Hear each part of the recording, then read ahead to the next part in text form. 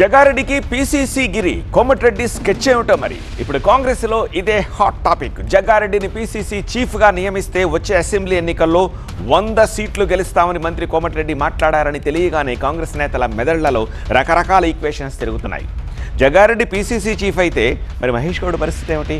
ఆయనకు చెక్ పడుతుందా లేక ప్రమోషన్ ఇస్తారా? ఉన్నట్టుండి కొత్త పీసీసీ చీఫ్ చర్చ తెరపైకి ఎందుకు వచ్చింది? పైగా ఇంకా 6 నెలలు టైం ఉండగా.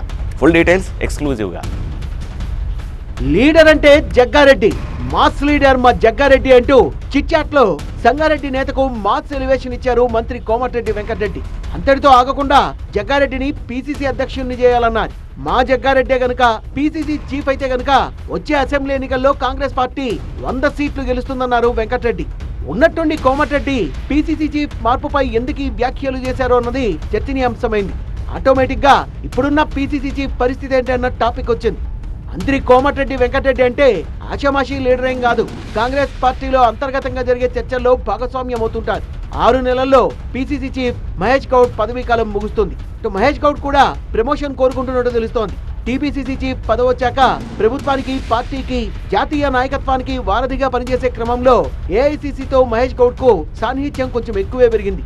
క్రమంలో మహేష్ గౌడ్ ను మంత్రివర్గంలోకి తీసుకునే అవకాశం ఉన్నట్టు ప్రచారం జరుగుతోంది. ముఖ్యమంత్రి రేవంత్ రెడ్డి ఇప్పటికే బీసీ నినాదం ఎత్తుకున్నారు.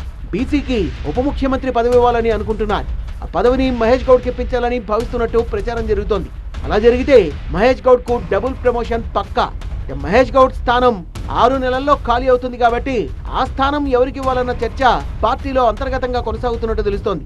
ఆ ఖాళీ కాబోయే పదవి కోసం జగ్గారెడ్డి కర్చీఫ్ వేసినట్టు కనబడుతోంది. జగ్గారెడ్డి మనసులో మాట తెలిసే మంత్రి కోమటిరెడ్డి జగ్గారెడ్డికి పీసీసీ చీఫ్ పదవినివ్వాలని చిట్చాట్లో చెప్పినట్టు తెలుస్తోంది. జగ్గారెడ్డి కూడా సంగారెడ్డి రాజకీయాలని తన భార్యకు అప్పగించారు. రాష్ట్ర స్థాయిలో చక్రం తిప్పాలని భావిస్తున్న ఆయన లీడర్షిప్ క్వాలిటీస్ పెంచుకుంటున్నారు.